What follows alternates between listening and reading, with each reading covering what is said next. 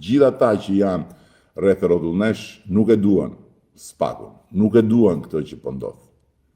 Dhe pastaj kthehen në anën tjetër, kërkojnë ta përdorin SPAK-un, kërkojnë të përdorin thellimin e luftës kundër korrupsionit si një argument pse ne nuk duhet të votohemi.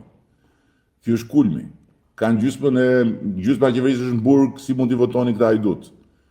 E para punës një herë që s'është kështu.